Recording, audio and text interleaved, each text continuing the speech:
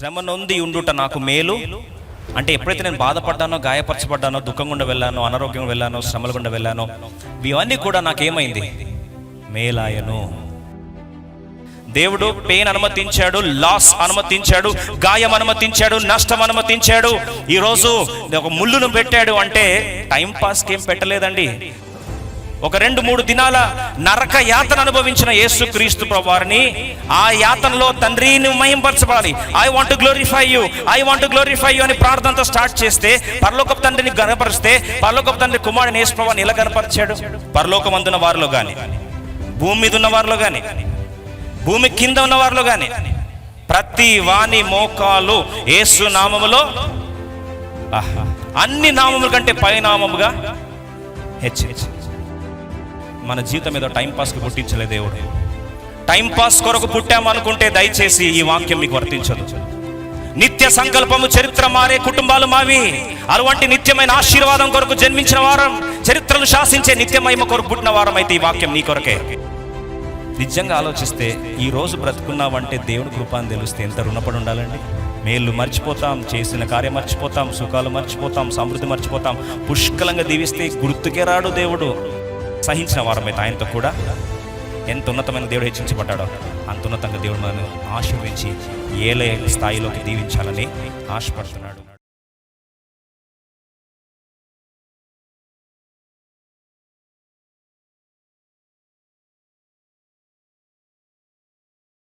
అందరం కలిసి 119 కీర్తన 71 వచనాన్ని కలిసి చదువుకుందాం. 71 ప్లీజ్. నేను నీ కట్టడలు నేర్చుకున్నట్లు శ్రమ నొంది ఉండుట నాకు మేలాయను. It is good for me that I have been afflicted. శ్రమ నొంది ఉండుట నాకు మేలాయను. శ్రమ అనుభవం ద్వారా అది ఆర్థికంగా కావచ్చు, అనారోగ్యపరంగా కావచ్చు, కుటుంబరీత్యా కావచ్చు, బంధువుల మధ్యలో కావచ్చు, కొన్నిసార్లు స్నేహితుల మధ్యలో కావచ్చు, నువ్వు వెళ్తున్న ఆఫీస్లో ఉండొచ్చు, లేకపోతే నీ యొక్క భవిష్యత్ జీవితం పట్ల కావచ్చు, కొన్నిసార్లు నీ శరీరంలో ముళ్ళే కావచ్చు. నువ్వు వెళ్తున్న శ్రమ ద్వారా అయ్యా నేను శ్రమలో ఉన్నాను, నేను ఎలా ఆరాధించగలను అని ఆలోచిస్తే కీర్తనకారుడు జ్ఞాపకం చేస్తుంటాడు, శ్రమ నుండి ఉండుట నాకు మేలాయను. శ్రమ, బాధ, గాయం, నొప్పి. ఇంగ్లీష్లో ఈ యొక్క అంశాన్ని జ్ఞాపకం చేసుకోవడానికి బైబిల్లో రాస్తుంది, good for me that I have been afflicted. అఫ్లిక్షన్లో మొదటికి వచ్చేదే నొప్పి, వేదన, గాయం. గాయపడుట నాకు మేలు అంటాడేంటి? నువ్వు నన్ను శ్రమ గుండా తీసుకెళ్తే నాకు మేలని ఎలా అంటాడు? ఇది అనుభవానికి ముందు రాసుంటే మనము ఆలోచించాల్సిన అవసరం లేదు. కానీ అనుభవించిన పిమ్మట కాలక్రమేణా తన హృదయం లోతుల నుండి పెళ్ళుబికిన కీర్తనే శ్రమ నొంది ఉండుట నాకు మేలు అంటే ఎప్పుడైతే నేను బాధపడ్డానో, గాయపరచబడ్డానో, దుఃఖం గుండా వెళ్ళానో, అనారోగ్యం వెళ్ళానో, శ్రమల గుండా వెళ్ళానో, ఇవన్నీ కూడా నాకేమైంది? మేలాయను.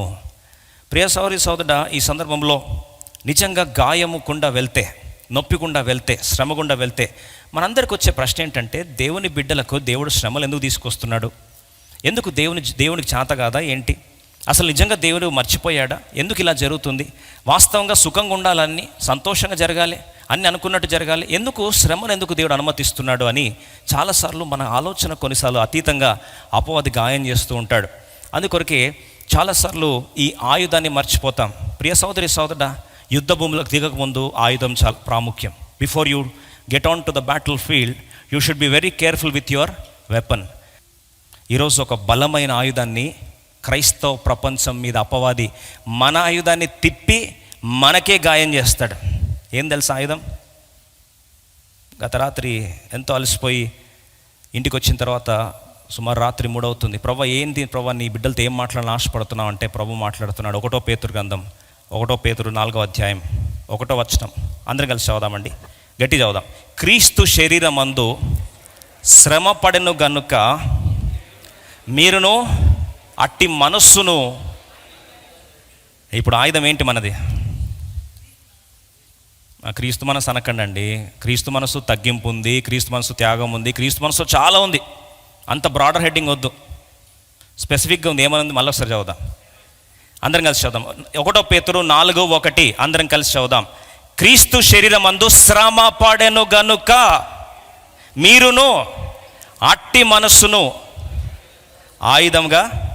మన ఆయుధం ఏంటంటే క్రీస్తు శ్రమ పడ్డాడు. ఎటువంటి మనసు అయితే దేవుడు, ఎట్లాంటి మైండ్ అయితే, ఎట్లాంటి స్థిర నిశ్చయం అయితే శ్రమల గుండా, అగ్ని గుండా క్రీస్తు ప్రభువారి మనసు ధరించాడో, నేను శ్రమలో వెళ్తున్నప్పుడు కూడా నా ఆయుధం ఏది? అదే ఆయుధం. అయితే విషాదం ఏంటంటే శ్రమల గుండా వెళ్తున్నప్పుడు ఈ శ్రమలనే దేవుడు నీకు ఆయుధంగా పెడితే అపవాది కూడా అదే ఆయుధాన్ని తీసుకొని మనల్ని మనం హాని చేసుకునేటట్లు చేస్తాడు. శ్రమల్లో నీ స్పందన అపవాదిని గెలిపిస్తుందా లేదా దేవుని గెలిపిస్తుందా? ఇది చాలా ప్రాముఖ్యమైన సత్యం.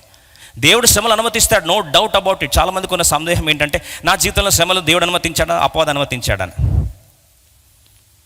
దేవుడే అనుమతిస్తాడు. అనారోగ్యమా దేవుడే అనుమతిస్తాడు, గాయమా దేవుడు అనుమతిస్తాడు, పరిస్థితుల విషమింపజేసేది కూడా దేవుడే. కానీ ఈ పరిస్థితుల్లో క్రీస్తు ధరించిన మనస్సు మనం ఆయుధంగా ధరిస్తే విజయం పొందుతాం.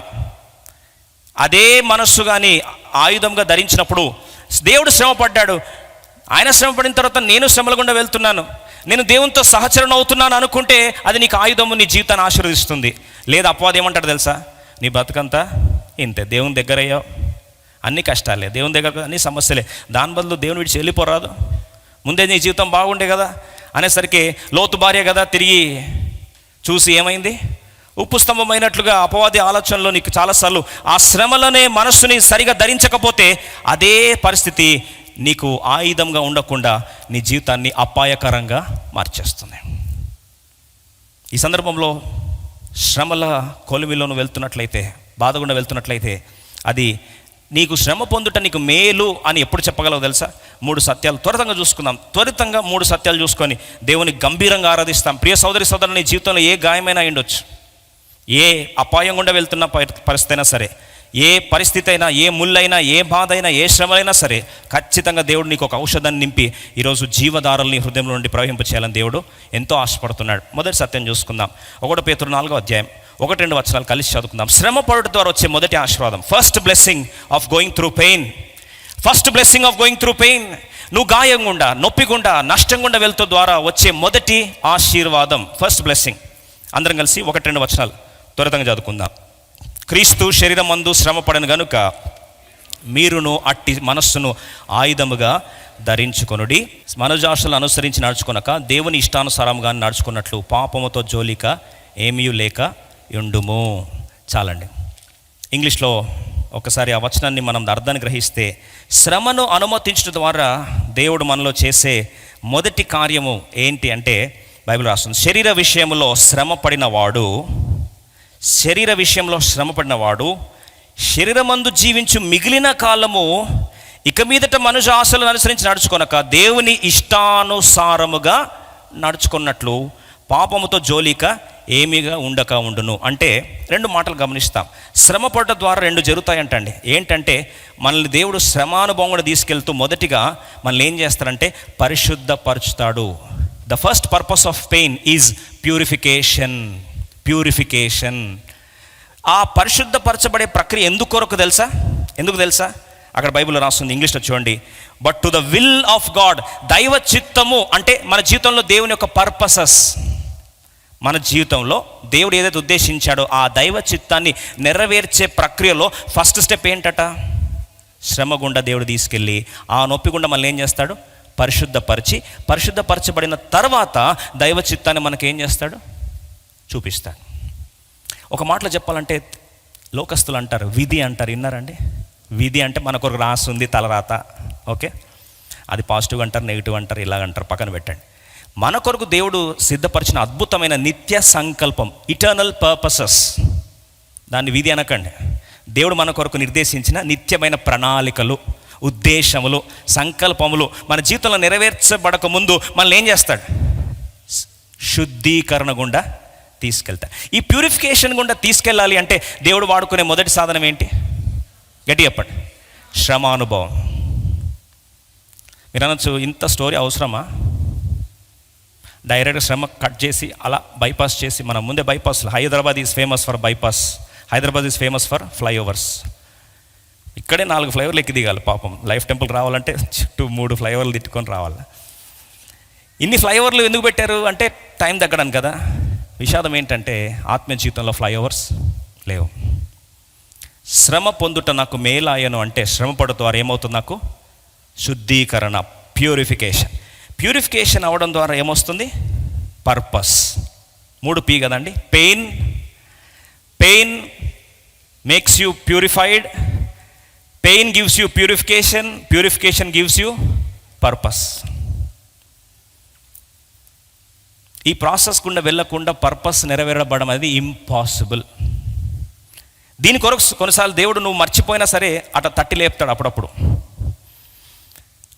దేవుని ఎప్పుడు ఎక్కువ గుర్తు చేసుకుంటాం? హాస్పిటల్లోనా, లేదా ఏదైనా వస్తువులు కొంటున్నప్పుడు ఎక్కువ గుర్తు చేసుకుంటాం? ఉన్నన్నారు చెప్పండి. హాస్పిటల్లో. మనం శ్రమలో దేవుడు వ్యాధికి వస్తాడా? మన భాషలో దేవుడు బాగా వ్యాధికి వచ్చేది శ్రమల్లోనా, సుఖంలోనా? శ్రమల్లో. థ్యాంక్స్ గివింగ్ మీటింగ్, బర్త్డేలు అన్నీ నామకే వాస్తేనే, ఏమనుకోద్దండి, ఉన్నన్నారు చెప్తాను. అది కూడుకునే దేనికంటే అందరం కలుసుకోవాలి. దానికి గుండె మీద చేసుకొని చెప్పండి, వాక్యానికి ఏమైనా ప్రాధాన్యత ఇస్తామా? అరే లేక సంవత్సరం బంధువులందరూ కలిసాం, ఏం చేయాలి? నా ప్రాణమా, ఫిల్ ఇన్ ద బ్లాంక్స్. ముందంటే దేవుడు సంవత్సరం కాపాడండి కదా, దేవుణ్ణి స్తుతించాలనేది పొరపాటును ఎవరైనా చెప్పారనుకోండి, ఎప్పుడు పని పాటలేదు, ఊరికే ఆరాధన అంటారు అని వాళ్ళని తిట్టుకోవడమే. నిజంగా ఎప్పుడన్నా మనస్ఫూర్తిగా అబ్బా దేవుడు సంవత్సరం కాపాడు, ఈరోజు అంతా దేవుణ్ణి స్తుతిస్తాను, మనస్ఫూర్తిగా కలిసి దేవుని ఆరాధిస్తాం అన్నావా? Greetings, happy birthday, thank you, wish the same, ఇది ఇప్పుకోవడానికే. Thank you so much, you remember. నీకు మనిషి జ్ఞాపకం చేసుకున్నాడు, అది ఫేస్బుక్లో రిమైండరో లేకపోతే ఫోన్లో రిమైండరో ఇంకెవడో షేర్ చేసి చెప్తే గుర్తు చేసుకొని మెసేజ్ పెడితే దానికి నువ్వు అంత రియాక్ట్ అవుతావు. కానీ అరే దేవుడు నన్ను కాపాడాడని ఎప్పుడైనా దేవుడు గుర్తుపెట్టుకున్నావా? మనకు దేవుడు గుర్తొచ్చేది శ్రమల్లోనే ఫస్ట్. అందుకొరకే ఒక వ్యక్తిని ముసలోడు అయిపోయాడట. తను పిల్లలంటే చాలా ఇష్టం. తన పైన 11th ఫ్లోర్ నుంచి ప్రతిరోజు పిల్లలు వెళ్తూ ఉంటే 4:30కి చాక్లెట్స్ వేస్తూ ఉండేవాడంట. డైలీ చాక్లెట్స్ వేస్తూ ఉంటే పిల్లలు కింద పడితే చాక్లెట్ బాగుందని తీసుకొని తినుకొని వెళ్ళిపోయేవారు. ఇలా ఆల్మోస్ట్ ఇయర్ ఎండింగ్ దాకా చేస్తూ ఉన్నాడు. ఒక్కడు కూడా పైకి తిరిగి ఎవరు ఇస్తున్నారు చాక్లెట్ అని మాత్రం చూడలేదు. ఒకరోజు అనుకున్నట్టు అబ్బా వీళ్ళు అటెన్షన్ ఎట్లా గ్రాప్ చేయాలని చెప్పి ఒక చిన్న రాయి తీసుకొని చాక్లెట్ కవర్ చుట్టి ఆ నుంచి ఇసిరేస్తే టంగమంది ఆకిందంట ఒకడికి. ఎవడ్రా వేసిందని ఫస్ట్ వెంటనే పైకి తిరిగి చూసాడంట. ఎప్పుడు గుర్తొచ్చాడు వేస్తున్నాడు? ఎప్పుడండి? రాయి వేస్తా. నిజంగా ఆలోచిస్తే ఈరోజు బ్రతుకున్నావంటే దేవుని కృప అని తెలిస్తే ఎంత రుణపడి ఉండాలండి. మేళ్ళు మర్చిపోతాం, చేసిన కార్యం మర్చిపోతాం, సుఖాలు మర్చిపోతాం, సమృద్ధి మర్చిపోతాం. పుష్కలంగా దీవిస్తే గుర్తుకే రాడు దేవుడు. ఒక్క టక్కు మనకు రాయిస్తే నేనే గుర్తొచ్చానా నీకు అని ఎక్కడ లేని ఆవేదన వ్యక్తం చేయడానికి మాత్రం సిద్ధంగా ఉంటాం. కానీ ఎందుకు దేవుడు అటెన్షన్ గ్రాప్ చేస్తాడు తెలుసా? జరిగిన సంఘటన బైబిల్లో అది అక్షరార్థం తీసుకోవట్లేదు, ఆత్మీయ అర్థాన్ని మాత్రం పరిచయం చేసి ముందుకెళ్ళని ఆశపడుతున్నా. బహుశా దావీదు జీవితం మనందరికీ తెలుసు. దావీదుకి చాలామంది బిడ్డల్లో అమ్నోను ఒక కుమారుడు, పెద్దవాడు. యవన కుమారుల్లో ఒక కుమారుడు పేరు అబ్షలోం. అబ్షలోం యొక్క సహోదరిని అమ్నోను ఎప్పుడైతే పాడు చేశాడో కోపం మీద అబ్షలోం ఏం చేశాడో తెలుసా అండి? విందు ఏర్పాటు చేసి పిలిపించి అమ్నోను ఏం చేశాడు? చంపేశాడు. ఇప్పుడు భయం పట్టుకుంది, తండ్రికి తెలిస్తే చంపుతాడేమో. తండ్రి బాధ ఏంటంటే పెద్ద కొడుకు చచ్చిపోయాడు, ఎవరి చేతిలో? చిన్న కొడుకు చేతిలో. ఈ తండ్రి ఏం చేయలేని పరిస్థితి, ఇంకోటి చంపుకోలేడు. ఇప్పుడు ఏం చేయాలి అర్థం కాక బాధ తప్త హృదయంతో ఈ పరిస్థితుల్లో తండ్రి ఉంటే కొడుకు తండ్రి ఎక్కడ తిడతాడో అని భయపడి కుమారుడు ఏం చేశాడు తెలుసా అండి? పారిపోయాడు. తప్పు చేస్తే ఫస్ట్ ఏం చేస్తారు? అబ్స్కాండింగ్, పారిపోయాడు, గుర్తు తెలియదు. పారిపోయిన తర్వాత అప్పుడు సుమారు 2 సంవత్సరాలు అనుకుంటా అలాగే వేస్ట్ చేస్తూ వచ్చాడు. 2 సంవత్సరాల తర్వాత పగ సాధించాడు. 2 సంవత్సరాల తర్వాత పగ సాధించిన తర్వాత 3 సంవత్సరాలు అరణ్యంలో ఉన్నాడు, రాలేదు. He didn't come inside. యెరూషలేమును విడిచిపోయి అరణ్యంలో 3 సంవత్సరాలు ఉన్నాడు. తర్వాత మనసు బుద్ధి పుట్టింది, వచ్చాడు. వచ్చిన తర్వాత ఇప్పుడు తండ్రి యెరూషలేములో ఉన్నాడు, తండ్రితో సహవాసం లేదు, నో ఫెలోషిప్ ఎట్ ఆల్. ఇప్పుడు యోబు దగ్గరికి వచ్చి యోబు మా డాడీతో అపాయింట్మెంట్ ఇప్పించావా అన్నాడు. ఎవరు? అబ్షలోము నాకు అపాయింట్మెంట్ కావాలి అంటే యోబు ఏం చేయాలి? కలపాలి కదా, కలపలే. ఫస్ట్ టైం అడిగితే తూచిపో అన్నాడు. ఈయన పాపం మర్యాదగా తగ్గింపు చేసుకొని తప్పిపోయిన కుమారులాగా వస్తే బాగుండు.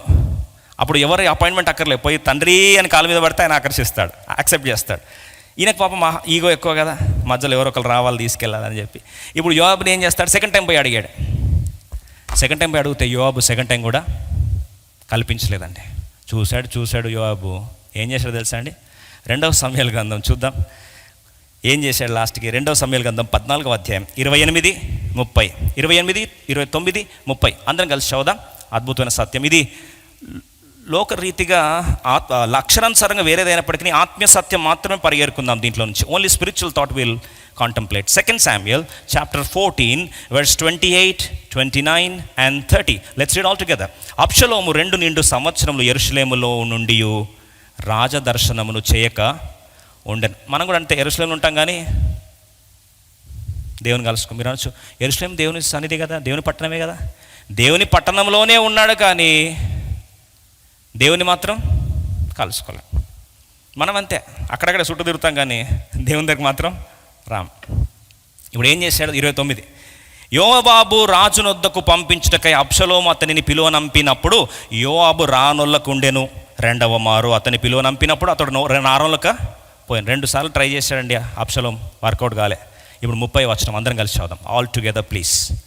అబ్షలోము తన పని వారిని పిలిచి, యోవాబు పొలము నా పొలము దగ్గర ఉన్నది కదా, దానిలో యవల చేలు ఉన్నవి, మీరు పోయి వాటిని తగులబెట్టుడని వారితో చెప్పెను. అబ్షలోము పని వారు ఆ చేలు తగలబెట్టగా, యవల చేలు ఇప్పుడు ఏమైంది అర్థమైపోయింది.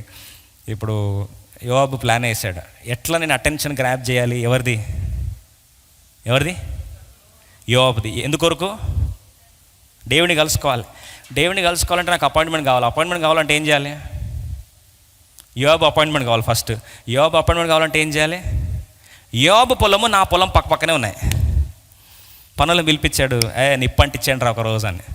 వెంటనే వీళ్ళు పనులు ఏం చేశారండి? సిన్సియర్గా వెళ్ళి యవల చేలు బార్లీ ఫీల్డ్ రెడీగా ఉంటే మొత్తం నిప్పు అంటే తగలబెట్టి పడేశారు. తగలబెట్టేసరికి నెక్స్ట్ రెస్పాన్స్ ఏమొస్తుంది చెప్పండి?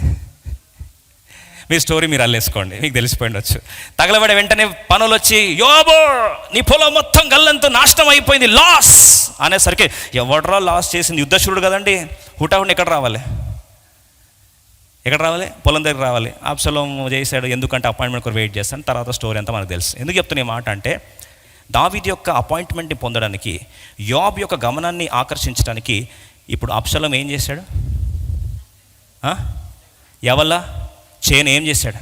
తగలబెట్టాడు. ఆపేద్దాం. కొన్నిసార్లు మన గమనాన్ని ఫస్ట్ టైం చెప్తాడు, వినవు, మెల్లని స్వరం,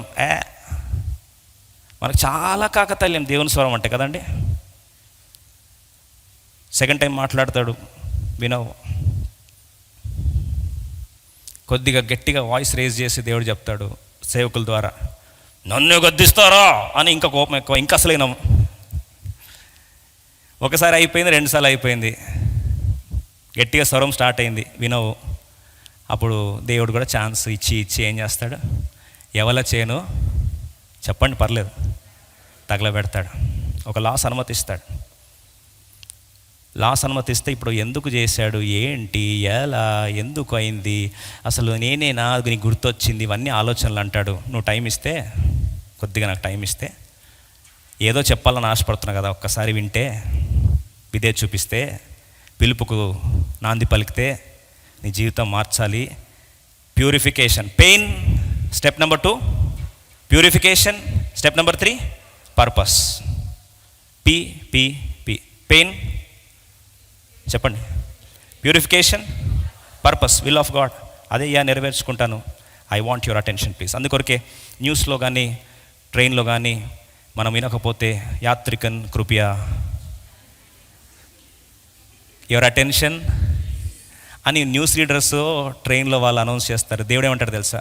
first, can I have your kind attention please అంటే, ఐ డోంట్ కేర్ అంటావు ఫస్ట్. నెక్స్ట్ దేవుడు ఏమంటాడు? Can I have your attention please అని కొద్ది వాయిస్ రేజ్ చేస్తే, హూ ఆర్ యూ అంటాం. తర్వాత లాస్, అది ఏ లాసో మీకు అర్థం చేసుకోండి. అప్పుడు లాస్ అయ్యేసరికి ఎవరి చేను ఎవరు తగలబెట్టారు అంటే, it's me, I want your attention please.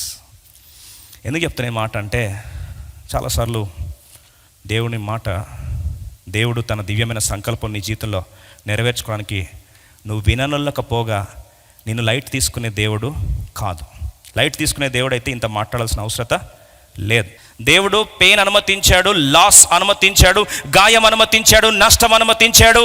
ఈరోజు ఒక ముళ్ళును పెట్టాడు అంటే టైంపాస్కి ఏం పెట్టలేదండి. పెయిన్ తర్వాత ప్యూరిఫికేషన్ తర్వాత purpose of God, eternal purposes of God are going to be fulfilled in and through you. He has not done it yet.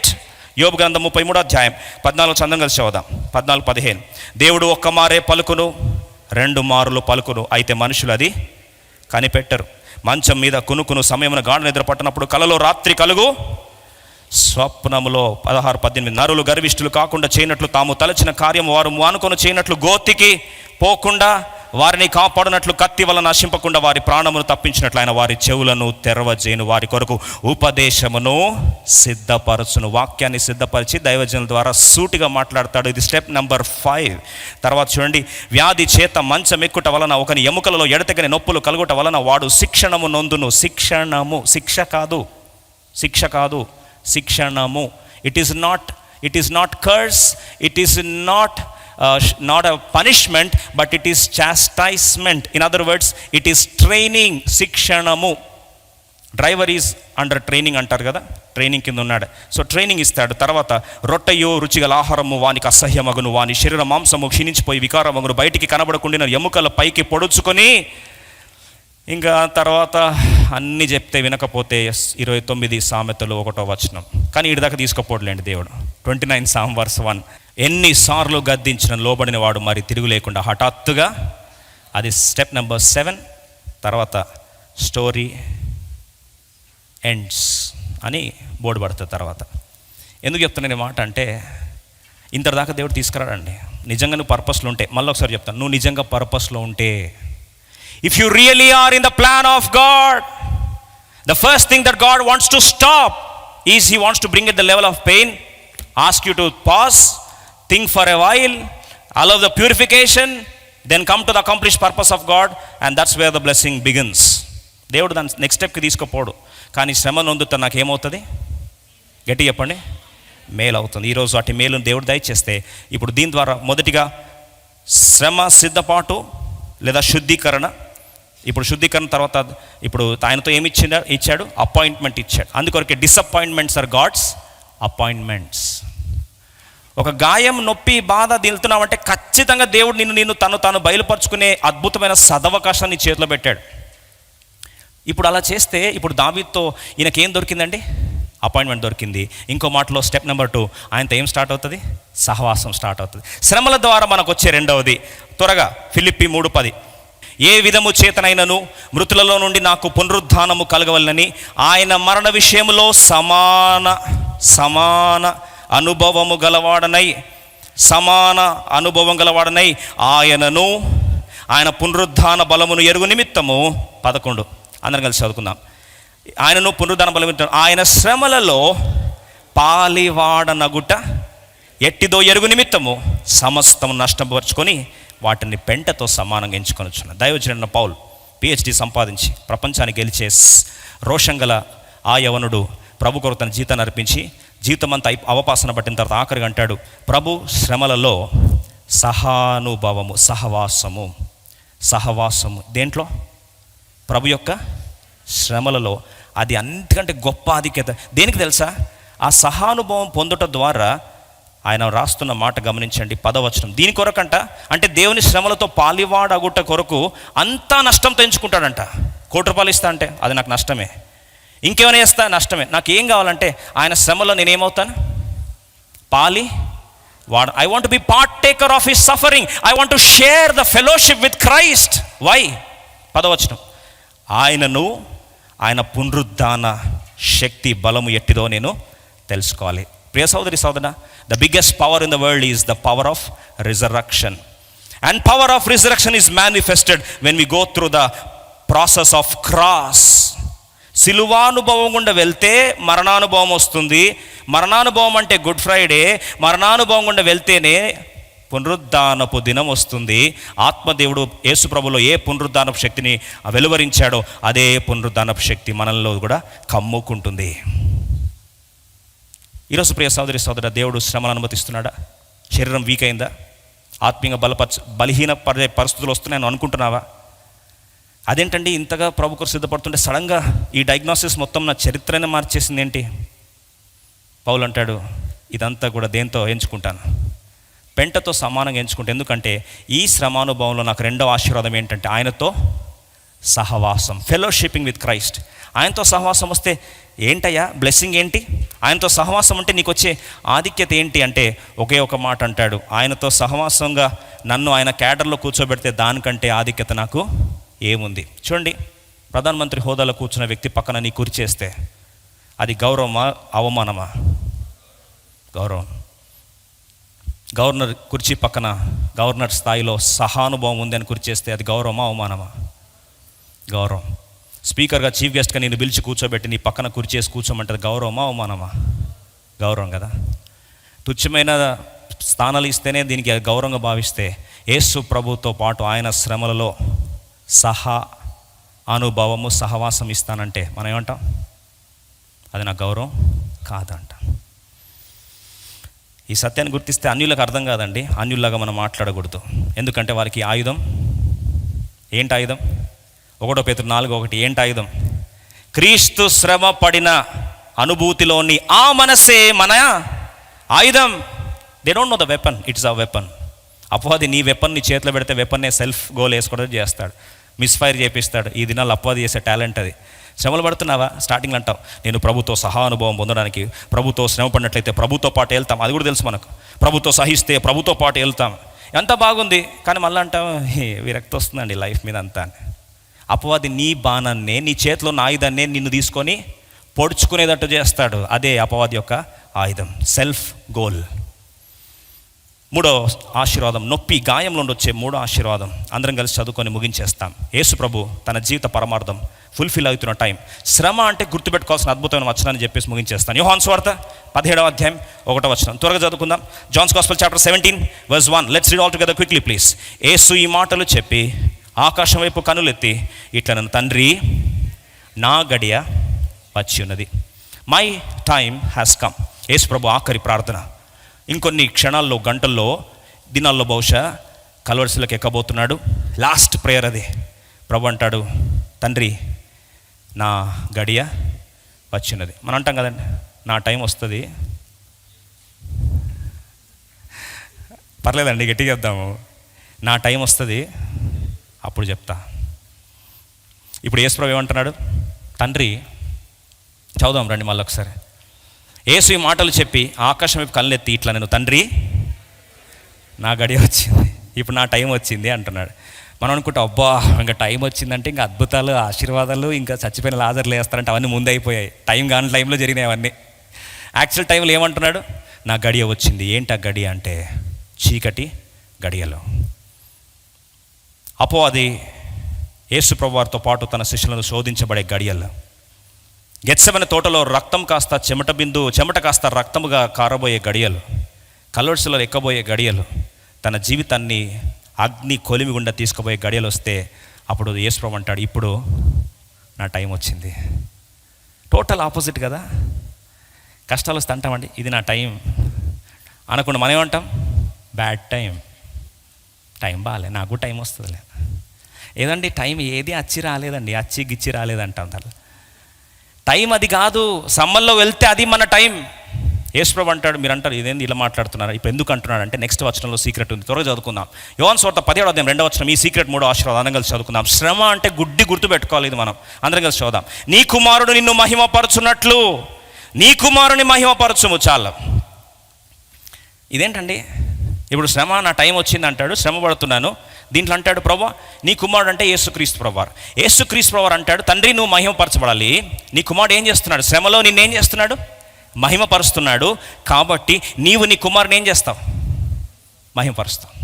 బైబిల్లో లోకరీతిగా గివ్ రెస్పెక్ట్, వాక్యానుసారంగా నన్ను గణపరచువారిని నేను గణపరుస్తాను. ఇప్పుడు యేసు ప్రభు అంటాడు, ప్రభా నా టైం వచ్చింది. ఏం టైం అంటే అగ్ని గుండం గుండా తీసుకెళ్తా ఉంటే నిన్ను గణపరిచే టైం వచ్చింది ప్రభా. నీ కుమారుడు అంటే నేను నిన్నేం చేస్తున్నాను? మహిమ పరచుచున్నాను. అంటే శ్రమ is equal to Mahima.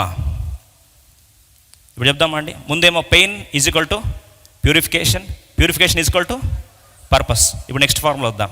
Pain is equal to glory. Pain is equal to honour, pain is equal to glory. ఏం గ్లోరీ? నాకేం గ్లోరీ అండి అంటే ఫస్ట్ గ్లోరీలో స్టెప్ ఎవరికి వస్తుందంటే అండి, తండ్రి మహిమపరచబడతాడు. తండ్రి మహిమపరచబడిన నెక్స్ట్ మూమెంట్ ఆటోమేటిక్గా జరిగేది ఏంటంటే బైబిల్లో రాస్తుంది, నీ కుమారుడు నిన్ను మహిమపరచునట్లు నీ కుమారుని మహిమపరచు. మహిమపరచడా లేదా యేసు ప్రభు వారిని తండ్రి అయిన దేవుడు? మహిమపరచడం లేదా అండి? ఫిలిప్పి 2వ అధ్యాయం 9వ వచనం ఎంత మహిమపరిచాడు. కొన్ని గంటల త్యాగం చేసి ఒక 2-3 దినాల నరక యాతన అనుభవించిన యేసుక్రీస్తు ప్రభు వారిని ఆ యాతనలో తండ్రి నువ్వు మహిమపరచబడాలి, I want to glorify you, I want to glorify you అని ప్రార్థనతో స్టార్ట్ చేస్తే పరలోకపు తండ్రిని గణపరిస్తే పరలోకపు తండ్రి కుమారుని యేసు ప్రభువుని ఎలా గణపరిచాడు? అందరం కలిసి చదువుదాం. ఫిలిప్పి 2:9 అందుచేతను పరలోకమందున్న వారిలో కానీ, భూమి మీద ఉన్న వారిలో కానీ, భూమి కింద ఉన్న వారిలో కానీ ప్రతి వాని మోకాలు యేసు నామములో అన్ని నామముల కంటే పైనామముగా హెచ్చించు. ఇప్పుడు శ్రమ ఈజ్ ఈక్వల్ టు మహిమ, మహిమ ఈజ్ ఈక్వల్ టు హెచ్చింపు. అయితే దీంట్లో ఫస్ట్ ప్రాసెస్ ఏంటి? దేవుని మనం మహింపరుస్తాం శ్రమల్లో, అది కండిషన్. మనం శ్రమల్లో దేవుని ఎవరిని మహింపరచాలి? దేవుని మహింపరిస్తే ఆటోమేటిక్గా ఆ శ్రమల్లో దేవుడు ఏం చేస్తాడు? మనల్ని మహింపరుస్తాడు. అదే ఏం మహిమ తెలుసా? నిత్య మహిమ. పరలోకంలో ఏ స్టేట్లో ఉంటావు, ఏ స్టాండర్డ్లో ఉంటావు అంటే కొంతమంది అంటారు, బా ఇంత పరిచయం చేశారండి పరలోకంలో అక్కడ ఉంటారండి అంట. చెప్పనా? పరలోకంలో నువ్వు ఎంత పరిచయం చేసావు, ఎంత రేంజ్లో ఉంటావు కాదు, ఇక్కడ నువ్వు ఎంత శ్రమను అనుభవించినప్పుడు దేవుణ్ణి మహిమపరిచావో పరలోకంలో నీ మహిమ అంతా. 60 సంవత్సరాల సుఖ జీవితం బతకడానికి 30 సంవత్సరాలు త్యాగం చేస్తే 30 సంవత్సరాలు బాగా బతుకుతాం. 60 ఇయర్స్కి రిటైర్మెంట్ ఇచ్చి ఇంటికి పంపిస్తారు. అంటే 30 ఇయర్స్ మహిమ కొరకు 30 ఇయర్స్ త్యాగం చేస్తావు కదా. యుగ యుగాలు కోట్ల సంవత్సరాలు మహిమ కొరకు కొన్ని సంవత్సరాల శ్రమను దేవుడు ఏమంటాడు తెలుసా? రోమా 8:18 మన ఎడల ప్రత్యక్షము కాబోవు మహిమ ఎదుట ఇప్పటి కాలపు శ్రమలు ఎన్నతగినవి కావని ఎంచుచున్నాం. అక్కడ రాబోయే మహిమ ఉంది. ఈ శ్రమలు ఎంత అంటే ఆఫ్టర్ ఆల్. ఎప్పుడన్నా పదం విన్నారండి? After all. అన్నిటికి వాడతాం కదా, వాడెంత ఆఫ్టర్ ఆల్, వీడెంత ఆఫ్టర్ ఆల్, ఇదెంత ఆఫ్టర్ ఆల్. అది వద్దు. మనం ఏమన్నాలి? ఈ శ్రమలు ఎంత చెప్పండి ఇప్పుడు నా వెనకాల. ఈ శ్రమలు ఎంత ఆఫ్టర్ ఆల్. నిజంగా తెలిస్తే రోమా సంఘాన్ని జ్ఞాపకం చేస్తాను, నిత్య మహిమ ఉంది, ఇదంతా ఆఫ్టర్ ఆల్. ఈరోజు ఆ సత్యాన్ని గుర్తించకపోతే 2 తిమోతి 2:12 జీవితం గల్లంత అయిపోతుంది. 2 తిమోతి 2:12. ప్రియ సోదరి సోదరా, మన జీవితం ఏదో టైంపాస్కి పుట్టించలే దేవుడు. టైంపాస్ కొరకు పుట్టామనుకుంటే దయచేసి ఈ వాక్యం మీకు వర్తించదు. నిత్య సంకల్పము చరిత్ర మారే కుటుంబాలు మావి. అటువంటి నిత్యమైన ఆశీర్వాదం కొరకు జన్మించిన వారం, చరిత్రను శాసించే నిత్య మహిమ కొరకు పుట్టిన వారం అయితే ఈ వాక్యం నీ కొరకే. 2 తిమోతి 2:12 సహించిన వారం అయితే ఆయనతో కూడా ఎలుదుము, ఆయన ఎరుగమంటే మనలను ఆయన. నీకు 2 ఆప్షన్స్ ఉన్నాయి శ్రమల్లో. ఈయన ఎవరయ్యా, వద్దే అవసరం లేదు. ఆప్షన్ 2 దేవుడు అంటాడు, నువ్వు నాకు తెలియదు అంటాడు. అదే శ్రమల్లో, ప్రభా ఈ అనారోగ్యం అనుమతించావా, ఈ బాధ అనుమతించావా, ఈ వేదన అనుమతించావా, ఈ డయాగ్నోసిస్ అనుమతించావా, ఈ అన్ని పరిస్థితుల్లో ప్రభా నువ్వు నాకు తెలియదని పారిపోయేవాడిని, విరక్తి చెందేవాడిని కాదు. ఈ పరిస్థితుల్లో ఏం చేస్తాను ప్రభా, సహించడానికి నేను ఇష్టపడుతున్నా. సహించిన వారమైతే ఆయనతో కూడా ఎంత ఉన్నతమైన దేవుడు హెచ్చించబడ్డాడో అంత ఉన్నతంగా దేవుడు మనను ఆశీర్వదించి ఏలే స్థాయిలోకి దీవించాలని ఆశపడుతున్నాడు. 1949వ సంవత్సరంలో జరిగిన నిజంగా సంఘటన. ఒక యవనస్తురాలు మేరీల్యాండ్ ప్రాంతంలో ఆ బిడ్డ పుట్టింది. తను జాన్ అండ్ లిండా దంపతులకు పుత్రికగా జన్మించింది. అద్భుతమైన అందముతో జన్మించింది. ఆ బిడ్డ పెరుగుతూ ఉంది. 10-15 సంవత్సరాలు, 16-17 సంవత్సరాలు వచ్చింది. తన అందానికి కుటుంబం అంతా కూడా గర్వించేవారు. చుట్టు ప్రాంతం అంతా ఆమె అందాన్ని చూసి మైమర్చిపోయేవారు. తను పాటగత్తే, రచయిత్రి, వాయిస్ ఉంది, గొంతు ఉంది, అందం ఉంది. తనకు కావాల్సిన సమస్త ఆశీర్వాదాల వర్షానికి తనే చిరునామాగా మారింది. అయితే 1967 సంవత్సరం సుమారు తన 18th బర్త్డే ముగించుకొని కొన్ని దినాలు అవుతున్న సందర్భం అది. జూన్ 30 తారీఖు రానే వచ్చింది. యథావిధిగా తను not only a singer, not only a writer, not only a beautiful girl, she is also wonderful swimmer. అద్భుతంగా పోటీ పట్టిమ రైడింగ్, హార్స్ రైడింగ్ చేసేది, స్విమ్మింగ్ చేసేది. ప్రస్తుతం ఒలింపిక్స్ జరుగుతాయి, మొత్తం మన భారతదేశానికి ఖ్యాతి తీసుకొచ్చింది అంతా సిస్టర్సే. అలా తను కూడా అద్భుతంగా రాణిస్తున్న టైంలో స్విమ్మింగ్ పూల్లోకి దిగింది. అందరూ ఎంతో ఆశలు పెట్టుకున్నారు తన మీద. స్విమ్మింగ్ పూల్లో డైవ్ చేస్తున్న టైంలో ఒక్కసారి డైవ్ చేసింది, తల కొట్టుకుంది. అంతే అండి, క్వాడ్రిప్లేజియా, తల నుంచి కింద భాగం అంతా పక్షవాయము, షోల్డర్ కిందంతా చచ్చుబడిపోయింది. తన పేరే జోనీ ఎరిక్సన్. ఒకసారి చిత్రపటంలో చూడండి, ఇంకా బతికే ఉందండి ఆమె. గొంతు కింద పడిపోయింది, తీసుకెళ్ళి హాస్పిటల్ వేశారు. She became a vegetable. మంచం మీదే అన్ని. బంధువులు వస్తున్నారు, మాటలు చాలట్లే. సంఘం వారు వస్తున్నారు, మాటలు చాలట్లే. దైవజనులు వస్తున్నారు, తను ఒకటే మాట్లాడుతుంది. భయంకరమైన డిప్రెషన్లోకి వెళ్ళిపోయింది. The depression that she has never seen in her life. ఎక్కిలు పెట్టి ఏడ్చి అనేది, నేనేం తప్పు చేశానని దేవుడు నన్ను ఈ శ్రమ గుండా తీసుకెళ్తున్నాడు. నిజంగా దేవుడు ఉన్నాడా? Is God true? I don't believe. ప్రేమిస్తే ఇన్ని కష్టాలు వస్తాయా? I don't want accept this. I'm fed up with my life. కోపం అంటే ఇష్టం వచ్చినట్టు కోపం, ఉన్న వస్తువులు తీసి ఇసిరేయడము, సూసైడల్ టెండెన్సీస్, ఆత్మహత్య చేసుకోవాలన్న ఆలోచనలు, బాధ వచ్చి దుఃఖం తట్టుకొని ఏడ్చేయడము. తను ఏమి చేతులు కాళ్ళు కదలలేవు, ఉన్న ప్రాంతంలో ఏడుస్తూనే ఉంది. 2 సంవత్సరాలు అయిపోయాయి. ఆక్యుపేషనల్ థెరపిస్ట్ వచ్చి ఏదో నేర్పించాల సందర్భంలో విరక్తి చెంది ఇంకా తన మీద, తనకు జీవితం మీద అన్ని ఆశలు వదిలేసుకున్న ఆ జోనీ ఎరిక్సన్ ఒకరోజు పరిశుద్ధాత్ముడు మాట్లాడుతున్నాడు.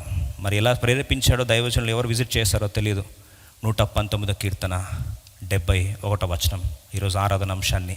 ఆ బిడ్డ ఏడుస్తూ 20 సంవత్సరాల వయసులో ఆ పడక మీదే ఏడుస్తూ దిక్కుతోచని స్థితిలో ఇలాగే ప్రార్థించింది. నేను నీ కట్టడలను నేర్చుకున్నట్లు శ్రమనందు ఉండుట నాకు మేలాయను. ప్రభా, ఈ శ్రమ నాకు మేలు ఎలా అవుతుంది? ఏడుస్తూ ఆరాధిస్తుంది. ఒకటే మాట అనేది, ప్రభా, ఈ శ్రమ పొందింది నాకు మేలైతే ఆ మేలేంటో నాకు చూపించు. If this affliction and pain that I'm going through, if it is good for me, show me what is good in this pain. ఈ గాయంలో ఏమి మేలుందో నాకు తెలియట్లేదు, నాకు చూపించు. నాకు మీ జీవితం మీ విరక్తి వస్తుంది. చంపుకొని నన్ను తీసుకోపోతే బాగుండు కదా, ఎందుకు నన్ను ఒక జీవ శవంలాగా కూర్చోబెట్టావు ఇక్కడ? ఈ పక్షవాయం పెట్టి ఎందుకు ఈ పరిస్థితి చేస్తున్నావు? నన్ను చంపే రాదు, ఎందుకు బతికించావు నన్ను? నేను ఇంక దేనికి పనికొస్తాను? Why are you playing with me అని ఈ యొక్క అవిటితనం తట్టుకోలేక జీవితకాలం అంతా శూన్యమైపోయి బుగ్గిపాలైపోయిన తన భవిష్యత్తును చూస్తూ నిరీక్షణ కోల్పోయిన ఏడుస్తున్న యవనస్త్రాలు 20 సంవత్సరాల వయసులో చేసిన ప్రార్థనకు దేవుడు మాట్లాడుతున్నాడు. శ్రమ పొందుట నీకు మేలవుతుందనేసరికి అప్పుడు ఆలోచించడం ఆరంభించింది. ఆక్యుపేషనల్ థెరపిస్ట్ వచ్చాడు. ఒకసారి పట్టణం చూడండి. తన లోపల ఉన్న ఐడియాస్ అన్నీ ఎలా పెట్టాలో బయట కొరకు నేర్పడానికి ఆలోచిస్తూ ఉంటే నోట్లో బ్రష్ పెట్టారండి. ఆ బ్రష్తోని తన ఐడియాస్ అన్నీ కూడా గీయడం స్టార్ట్ చేసిందండి. Beautiful paintings. ఒక్కొక్క పెయింటింగ్స్ అన్నీ కూడా ఇన్స్పిరేషన్తో కొన్ని లక్షల రూపాయలకు అమ్ముడుపోయేంత స్థాయిలో బ్యూటిఫుల్ పెయింటింగ్స్ తీసుకొని తను అవన్నీ కూడా నోటితో గీయడం స్టార్ట్ చేసింది.